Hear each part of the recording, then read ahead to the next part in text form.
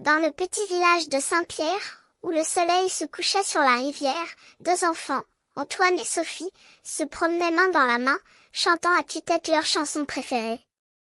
Les mots « Qui est-il, qui est-elle » résonnaient dans l'air, accompagnés d'un air de joie et d'innocence. Ils avaient grandi ensemble, entourés de la campagne verdoyante et des sons de la nature, et leur amour fraternel était une des choses les plus précieuses qu'ils possédaient. Antoine, le petit frère, était un garçon aux cheveux blancs et aux yeux bleus, qui aimait jouer au football et à la pêche. Il était mignon, avec ses petits traits d'enfant et son sourire éternel. Sophie, la petite sœur, était une fille aux cheveux bruns et aux yeux verts, qui aimait lire des livres et faire des dessins.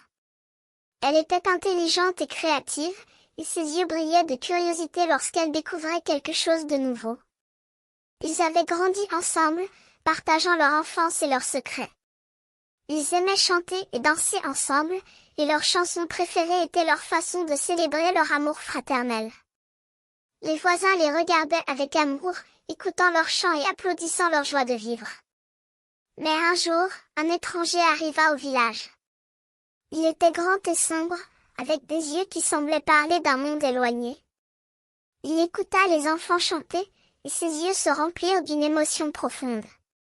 Il leur demanda de chanter à nouveau, et les enfants, sans se soucier de l'étranger, recommencèrent leurs chansons.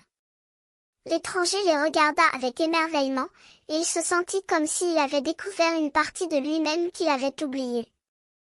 Il leur demanda s'ils pouvaient les rejoindre, et les enfants, sans comprendre, acceptèrent.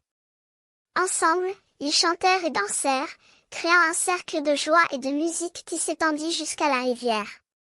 Quand l'étranger partit, les enfants se demandèrent qui il était et pourquoi il leur avait parlé si longtemps.